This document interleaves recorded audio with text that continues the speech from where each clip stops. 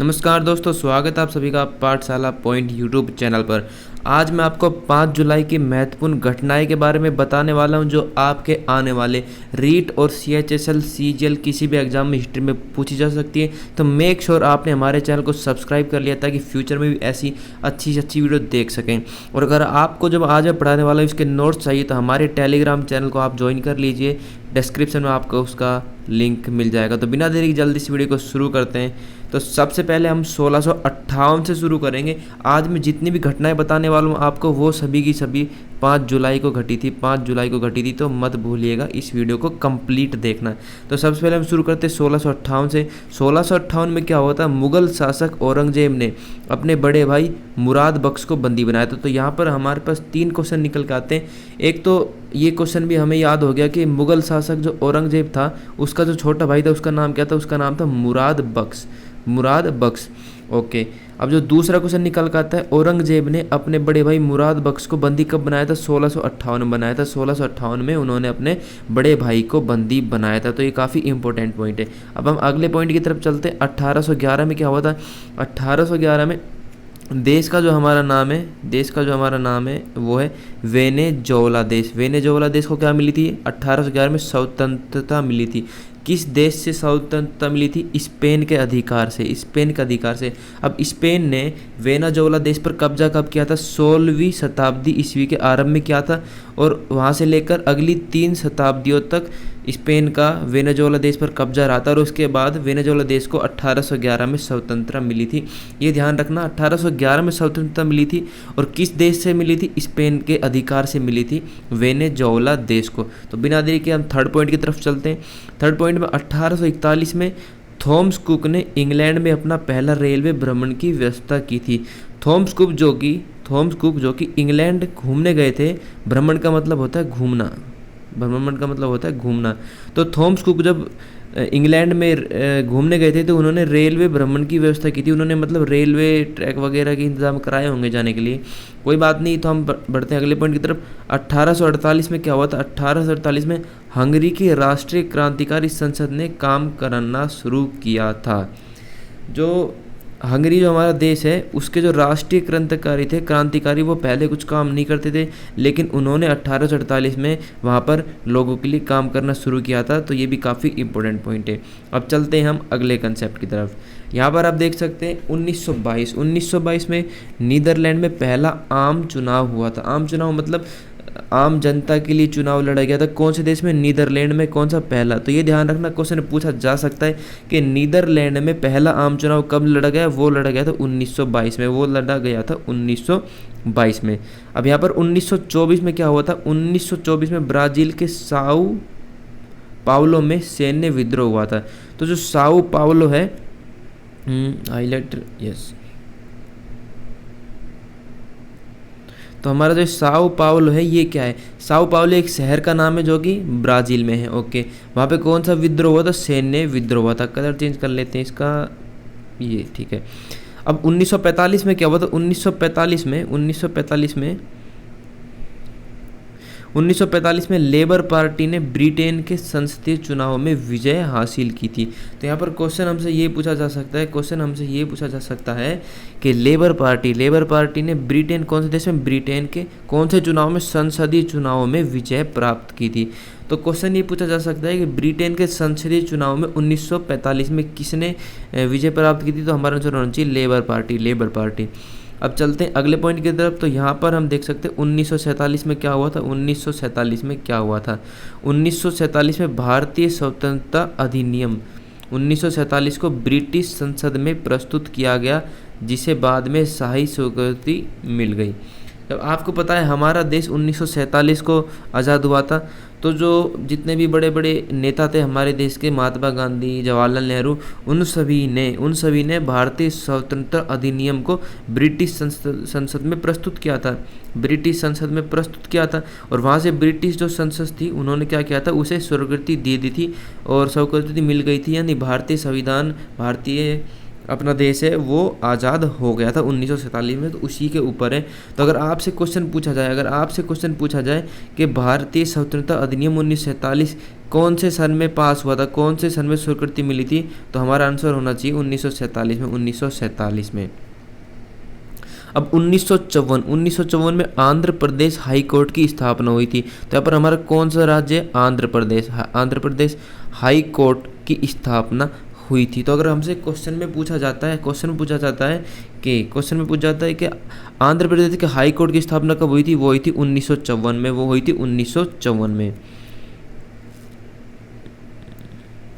1954 में, ठीक है। 1954 में 2 घटना हुई थी 5 जुलाई को।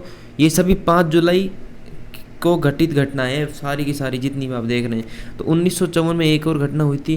क्या हुई थी? बीबीसी ने पहला टेलीविज़न प्रसारण किया था। तो जो बीबीसी है हमारी, वो एक जानी मानी कंपनी है। उन्होंने टेलीविज़न पर पहला प्रसारण किया था। कौन सा प्रसारण? पहला प्रसारण किया था। और इसकी अवधि कितनी थी? 20 मिनट थी। और इससे पहले से बनाकर तैयार किया गया था, बिल्कुल मतलब कि ये लाइव नहीं था। तो ये अगर आपके ख्याल में अगर ये क्वेश्चन आ रहा हो, क्या सर ये लाइव था? ये बिल्कुल भी लाइव नहीं था। इसे पहले से ही रेडी किया गया था, बस केवल टीवी पर टेलीकास्ट किया गया था। किसके द्वारा? बीबीसी के द्वारा। कब? 1954 में। 1962 में अल्जीरिया के ओरोन में हुए नरसंहार में 96 लोगों की मौत हुई थी। तो यहाँ से हमारा जो कंसेप्ट निकल के आता है वो ये निकल के आता है कि ओरोन जो हमारा देश है, उसमें जो नरसंहार जो विद्रोह हुआ था वो कब हुआ था? वो हुआ था 1962 में। और उसमें कितने लोगों की मौत हुई थी? उसमें 96 लोगों की मौत हो गई थी। अब देखते हैं 1968 में भारत की पहली पनडुब्बी सोवियत रूस से पहुंची थी। तो 1968 में जो भारत की पहली पनडुब्बी सोवियत, जिसका नाम है, जो कि रूस से भारत में पहुंची थी, वो 1968 में पहुंची थी, जो कि काफ़ी इंपॉर्टेंट क्वेश्चन है। 1968 में भारत की, ये ध्यान रखना, एक क्वेश्चन आ सकता है, जो भारत की पहली पनडुब्बी थी उसका नाम क्या है? सोवियत है। कौन से देश से मंगाई गई थी? रूस देश से मंगाई गई थी। ओके। अब यहाँ पर 1969 में क्या हुआ था? टॉम बोया में केन्याई के विकास मंत्री की हत्या कर दी गई थी। तो जो मंत्री का नाम था वो टॉम बोया था, और कहाँ का मंत्री था? वो केन्याई का था। उसकी क्या हत्या कर दी गई थी? कब? 1969 में। 1975 में 31 साल के अमेरिकी टेनिस खिलाड़ी आर्थर एस विबंडल की एकल प्रतियोगिता जीतने वाले पहले काले आदमी थे। तो यहाँ पर जो खासियत है वो ब्लैक आदमी था, ब्लैक मैन था वो, उनको हम काला आदमी बोल सकते हैं। तो ये भी क्वेश्चन में पूछा जा सकता है कि 1975 में जो आर्थर एस विबंडल खिलाड़ी थे उनका रंग क्या था? काला था। और कितने साल पहले जीता था? 31 साल पहले जीता था। अब 1977 में क्या हुआ था? पाकिस्तान की सैनिक क्रांति में प्रधानमंत्री भुट्टो, इनका नाम भुट्टो है, सचेतु एवं गिरफ्तार वहाँ जनरल जिया उल हक ने सत्ता संभाली थी। तो उनके गिरफ्तार होने के बाद पाकिस्तान में जो सत्ता संभाली थी उनका नाम क्या था? जनरल जिया उल हक। और हत्या किस प्रधानमंत्री की हुई थी? भुट्टो सत्तायुज की हुई थी हत्या, और उनको गिरफ्तार कर लिया गया था बाद में हत्या कर दी गई थी। और उनकी जगह जो सत्ता संभाली गई थी जिया उल हक ने संभाली थी। उसके बाद 1981 में क्या हुआ था? राजन महादेवन ने गणित के पाई के 31,811 अंकों की गणना कर विश्व रिकॉर्ड बनाया था। तो उनका जो नाम है, राजन महादेवन ने गणित में 31,811 अंकों का विश्व रिकॉर्ड बनाया था। कब बनाया था? 1981 में। 1886 में गुडविल गेम्स मॉस्को में आयोजित किया गया था। तो कौन सा गेम है? गुडविल। कौन से देश में आयोजित किया गया था? मॉस्को में। कब? 1986 में। 1994 में इस्राएल अधिकृत जेरिको में फिलिस्तीनी स्वशासन की औपचारिक शुरुआत हुई थी। तो क्वेश्चन ये पूछा जा सकता है कि इस्राएल अधिकृत जेरिको में फिलिस्तीनी शासन की औपचारिक शुरुआत कब हुई थी? वो हुई थी 1994 में। कब हुई थी? 1994 में। उसके बाद अगले क्वेश्चन की तरफ बढ़ते हैं। तो 1996 में क्या होता है? स्कॉटलैंड के रोसलिन संस्थान में शोधकर्ताओं की एक टीम ने पहली बार किसी स्तनधारी जीव से निकाली गई कोशिका का क्लोन बनाया था। तो ये हमारा किसका क्वेश्चन है? ये हमारा बायो का क्वेश्चन है, बायोलॉजी का क्वेश्चन है। यहाँ पर अगर मैं आपको एक्सप्लेन करता हूँ कि स्कॉटलैंड के रोसलिन संस्थान, तो जो देश है हमारा वो है स्कॉटलैंड।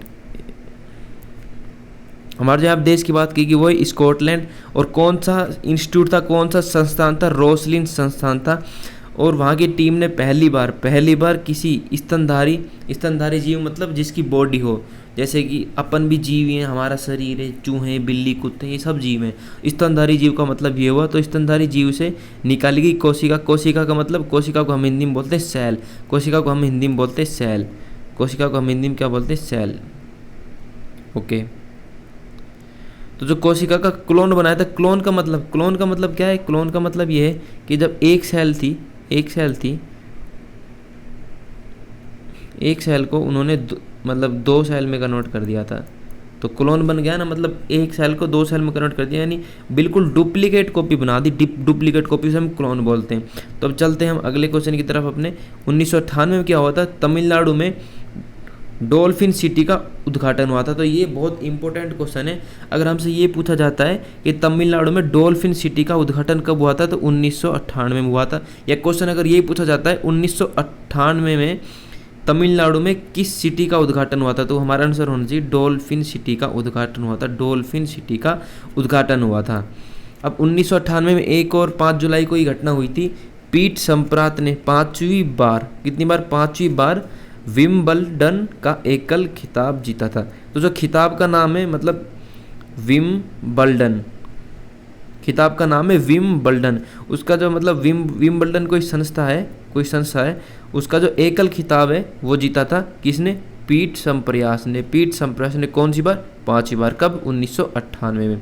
तब चलते हैं हम यहाँ पर 1999 में क्या हुआ था? 1999 में संयुक्त राज्य अमेरिका यानी USA, United state of America द्वारा तालिबान पर प्रतिबंध लगाया गया था। तो हमारा तालिबान है, ये कोई रूल हुआ यूएसए में, कोई रूल था तालिबान जिसको बोलते थे। इसके बारे में कोई जानकारी है नहीं मुझे कि इसके क्या नियम थे, लेकिन अमेरिका में तालिबान पर प्रतिबंध की घोषणा की थी 1999 में। तो एक क्वेश्चन पूछा जा सकता है कि तालिबान पर 1999 में किस देश के द्वारा प्रतिबंध लगाया गया था? यूएसए, संयुक्त राज्य अमेरिका के द्वारा।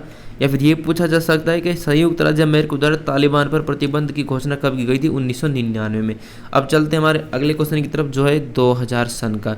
यहाँ से स्टार्टिंग होती है अगले ही ईस्वी की। तो 2000 सन में दुशानबे में संघाई 5 देशों का सम्मेलन प्रारंभ हुआ। तो ये जो सम्मेलन था इसका नाम था दुशानबे। कहाँ पे आयोजित किया गया था? कजाकिस्तान में किया गया था। ओके। कितने देशों का सम्मेलन हुआ था? यहाँ पर 5 देश आए थे स्टार्टिंग में, 5 देशों का सम्मेलन हुआ था यहाँ पर। तो 2000 सन में ये सारी चीज़ें हुई थी। उसके बाद 2001 में चलते हैं। 2001 में चुनाव में पराजय के बाद कौन सा देश? बुल्गारिया का देश के प्रधानमंत्री का नाम क्या है? सरान कोस्तव ने अपने पद से इस्तीफा दे दिया था। तो 2001 सन में अगर आपसे पूछा जाए कि 2001 सन में कौन से देश के प्रधानमंत्री ने अपने पद से इस्तीफा दिया था, उनका नाम है बुल्गारिया। या फिर हमसे देश उस प्रधानमंत्री का नाम पूछा जा सकता है, तो प्रधानमंत्री का जो हमारा नाम है वो हो गया सरान कोस्तव। किस देश का प्रधानमंत्री था? बुल्गारिया देश का था। क्या किया था? उन्होंने अपने पद से इस्तीफा दे दिया था। तो चलते हैं हमारे अगले पेज की तरफ, जो कि घटना हुई थी 2002 में। 2002 में क्या हुआ था? काठमांडू में नेपाली कांग्रेस पार्टी के मुख्यालय में बम विस्फोट हुआ था। तो जो कांग्रेस पार्टी थी वो नेपाली कांग्रेस पार्टी थी। ओके। बम विस्फोट हुआ था? बिल्कुल हुआ था। कहाँ पे? मुख्यालय में। कितने व्यक्ति घायल हुए थे? 10 व्यक्ति घायल हुए थे। तो अगर यहाँ पे क्वेश्चन आपसे क्या क्या पूछा जा सकता है कि कहाँ पे हुआ था ये हमला? 2002 में काठमांडू में हुआ था। कौन सी पार्टी के मुख्यालय में हुआ था? नेपाली कांग्रेस पार्टी के मुख्यालय में। क्या हुआ था? बम विस्फोट हुआ था। कितने लोग घायल हुए? 10 हुए थे। ये घटना हुई कब थी? 2002 में। ये घटना हुई कब थी? 2002 में हुई थी साहब। उसके बाद हम चलते हैं 2003 की तरफ। 2003 में क्या हुआ था? सीवियर एक्यूट रेसिपिरेटरी सिंड्रोम विश्वविद्यालय संगठन द्वारा निहित होने की घोषणा की थी। तो ये हमारे सिंड्रोम क्या होते हैं? अब सवाल ये उठता है कि सिंड्रोम क्या होते हैं? तो सिंड्रोम एक बायोलॉजी की टर्म है जो कि जेनेटिकली डिफेक्टेड मतलब बच्चे होते हैं, जो बच्चे पैदा होते हैं छोटे, उनमें जब कोई जेनेटिकली डिफेक्ट होता है तो सिंड्रोम में काउंट करते हैं, और वो मतलब दुनिया में कुछ ही पाए जाते हैं। तो उस जो सिंड्रोम का नाम जो हमसे बताया गया है, जो हमसे सिंड्रोम का नाम बताया गया है, उस सिंड्रोम का नाम है सीवियर एक्यूट रेसिपिरेटरी सिंड्रोम।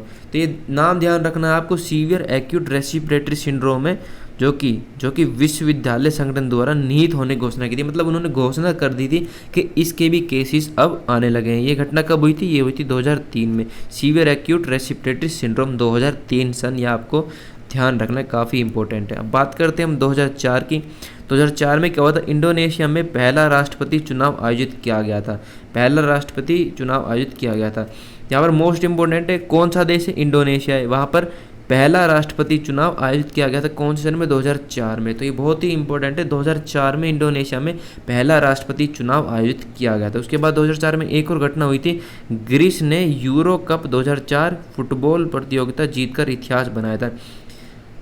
जो हमारा ग्रीस देश है, ग्रीस, उसने यूरो कप 2004, जो कंपटीशन का नाम था यूरो कप 2004 था, और कौन सा गेम था? फुटबॉल प्रतियोगिता का था। उसने जीतकर इतिहास बनाया था। मतलब 2004 सन में ग्रीस ने यूरो कप 2004 फुटबॉल प्रतियोगिता जीतकर इतिहास बनाया था। यानी इससे पहले ग्रीस कभी भी इस प्रतियोगिता में नहीं जीता था, लेकिन 2004 में उन्होंने जीत हासिल की थी और उनसे उन्होंने विश्वास, मतलब क्या बोलते हैं, इतिहास बनाया था। यहाँ पर हम देख सकते हैं 2007 में क्या हुआ था? 2007 में मैक्सिको के दक्षिणी प्रांत ट्यूबला में हुए भूस्खलन से 60 लोगों की मृत्यु हुई थी। भूस्खलन का मतलब क्या होता है? भूस्खलन का मतलब होता है जैसे कि ये हमारी ज़मीन है, एक ये हमारा खेत है, ज़मीन है, इसमें बीच में से दरार आ गई, ये वाली इस तरफ खिसक गई मिट्टी और ये वाली इस तरफ मिट्टी खिसक गई और बीच में हमारा गड्ढा बन जाता है। इसको बोलते हैं हम भूस्खलन, इसको हम बोलते हैं भूस्खलन। और इस भूस्खलन में 60 लोगों की दबकर मृत्यु हो गई थी। कहाँ पे हुआ था ये हुआ था आपका साहब, ये हुआ था मैक्सिको में। कब हुआ था? 2007 में हुआ था। दक्षिणी प्रांत ट्यूब, और जो मैक्सिमम जगह है उसका नाम है दक्षिणी प्रांत ट्यूबला।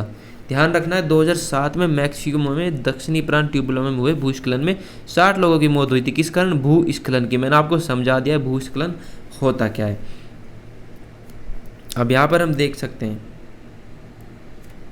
2007 में एक और घटना हुई थी। उस घटना का जिक्र हम आपका सामने कर रहे हैं।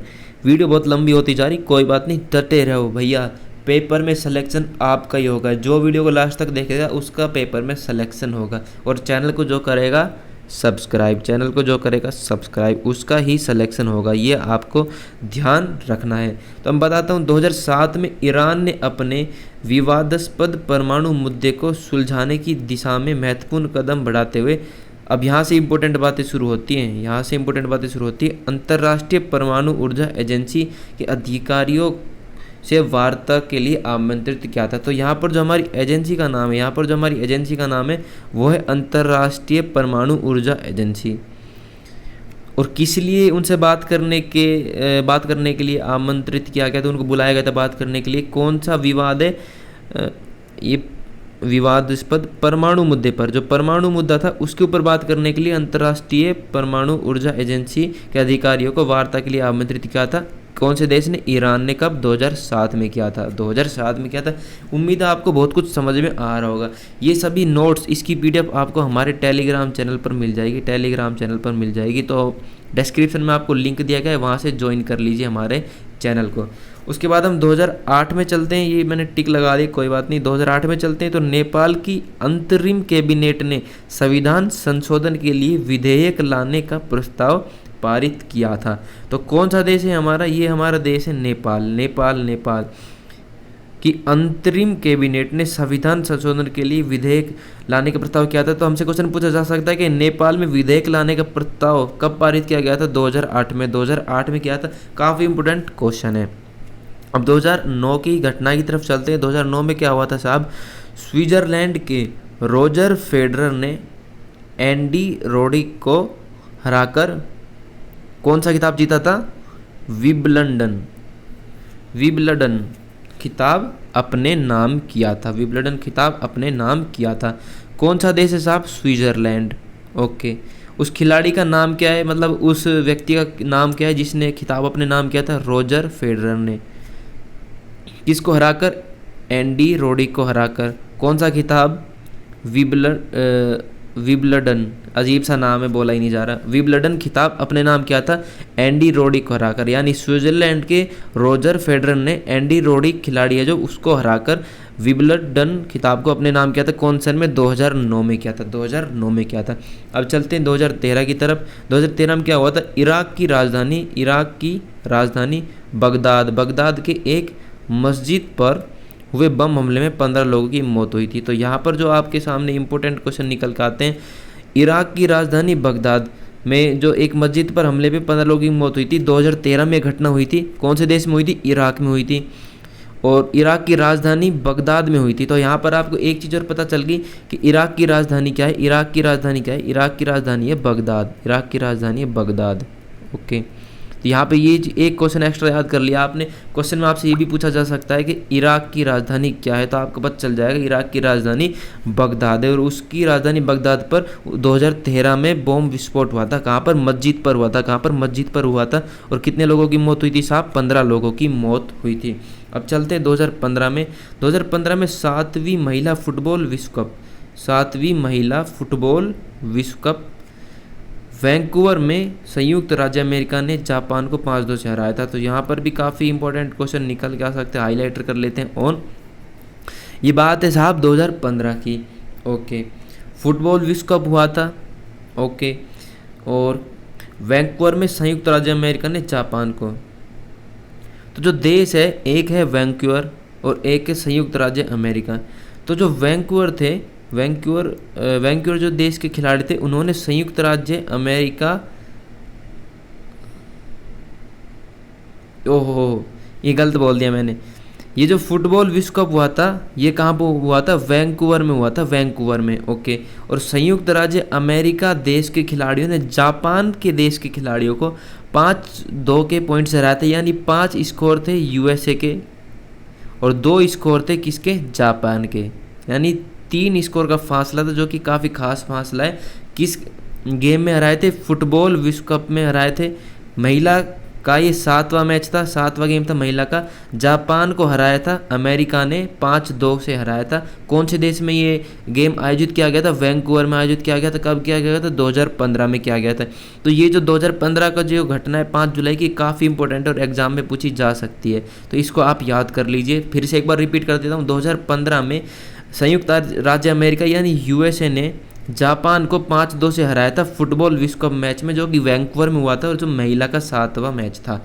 उसके बाद चलते हैं हम 2019 में क्या क्या घटना हुई थी। तो साहब 2019 में अफ्रीका के मुस्लिम, कौन से देश? अफ्रीका के कौन थे? मुस्लिम देश। उस देश का नाम है ट्यूनीशिया ने महिलाओं के चेहरे को ढकने वाले नकाब के पहनने पर रोक लगा दी थी, जो कि काफ़ी अच्छी बात है। और 2019 में हमारे खबरों में भी और सुर्खियों में सुनने को मिला था कि उनका जो पर्दे की प्रथा होती है, जो लेडीज होती हैं, जो वहाँ पे लेडीज होती हैं, सपोज करो ये एक लेडीज है, ये बुर्का पहन के रखती थी और ऐसे मुंह के ऊपर पर्दा होता था ताकि इनका मुंह नहीं दिखे। लेकिन गवर्नमेंट ने इसको हटा दिया, जो कि काफ़ी अच्छी बात हमें लगी है। तो यहाँ पर इंपॉर्टेंट बातें हैं जो आपको आनी चाहिए। कौन सा देश है साहब? अफ्रीका है। अफ्रीका के जो मुस्लिम देश है उस देश का मतलब अफ्रीका मुस्लिम देश का नाम है ट्यूनीशिया देश का नाम है, जो कि अफ्रीका के अंदर आता है। उसने महिलाओं के चेहरे पर ढकने वाले नकाब के पहनने पर रोक लगा दी थी। कौन से सन में? 2019 में, जो कि आपके सामने घटी घटना है। इसको याद नहीं करोगे तो क्या करोगे। उसके बाद ट्यूनीशिया ने यह कदम आतंकी हमलों से सुरक्षा के मद्देनज़र उठाया। अब ये कदम क्यों उठाया? भाई साहब, जो हमारे आतंकी होते हैं वो क्या करते थे? वो लेडीज़ का भेष धारण कर और बुर्का पहनकर चेहरे को ढककर आतंकी हमले को अंजाम देते थे। विस्फोट, बम वगैरह सब फोड़ते थे, जिससे काफ़ी लोग घायल हो जाते थे, काफ़ी लोगों की मौत भी होती थी। हमें पता नहीं चलता था कि आतंकी महिला के रूप में आतंकी देश के अंदर घुस आया है। तो इसी मुद्दे के लिए अफ्रीका का जो मुस्लिम देश है ट्यूनीशिया, उन्होंने जो महिला के बुर्काओं में जो चेहरे ढकने की, नकाब की पहनने की जो प्रथा थी, उस पर रोक लगा दी थी। और काफ़ी अच्छा कदम लगा हमें ये उनकी गवर्नमेंट का, क्योंकि लेडीज़ को भी आज़ादी होनी चाहिए यार, ऐसा थोड़ी नहीं होता है। अब चलते हैं हम यहाँ पर 2019 में क्या हुआ था? टाटा स्टील कलिंगानगर, ये कंपनी का नाम है, पहला और एकमात्र भारतीय विनिर्माण संयंत्र बना। जिसे वर्ल्ड इकोनॉमिक फोरम के प्रतिष्ठित लाइट हाउस नेटवर्क में शामिल किया गया था। ये जो TSA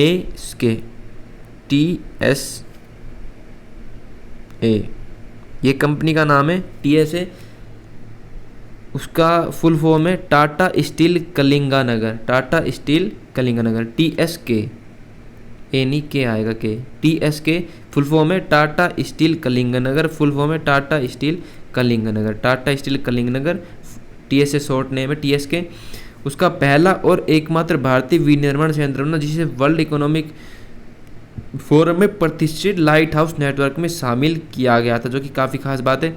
अब लास्ट है आपके 2020 तो 2020 में क्या हुआ था साहब, उत्तर प्रदेश के गाजियाबाद जिले में मोमबत्ती कारखाने में विस्फोट से 7 लोगों की जान गई थी, वे कई अन्य घायल हुए थे। तो ये आपके करंट अफेयर में पूछ जा सकते हैं कि 2020 में उत्तर प्रदेश के कौन से शहर में मोमबत्ती कारखाने में विस्फोट हुआ था, तो गाजियाबाद के शहर में हुआ था, 2020 में हुआ था। अगली घटना 2020 में हुई थी, उत्तर प्रदेश में ही हुई थी। उत्तर प्रदेश के मुख्यमंत्री योगी आदित्यनाथ ने लखनऊ के कुकरेल वन में मिशन वृक्षारोपण 2020 का शुभारंभ किया, जिसके तहत पूरे देश में एक दिन में रिकॉर्ड 25 करोड़ पौधे लगाए गए थे, जो कि काफ़ी बहुत इंपॉर्टेंट पॉइंट है, बहुत ज़्यादा इंपॉर्टेंट पॉइंट है। ये घटना साहब 2020 की उत्तर प्रदेश राज्य में हुई थी। किसके द्वारा ये आयोजन किया गया था? मुख्यमंत्री जो कि उत्तर प्रदेश के, उनका नाम है योगी आदित्यनाथ। कौन से शहर में? लखनऊ में। और कौन से वन के अंदर? कुकरेल वन में। एक बार मैं हाइलाइटर का कलर बदल लेता हूँ, अब बताता हूँ कौन सा वन था। कुकरेल वन में ये पौधे लगाए गए थे, लखनऊ शहर के कुकरेल वन में, योगी आदित्यनाथ जो कि उत्तर प्रदेश के प्रधानमंत्री हैं।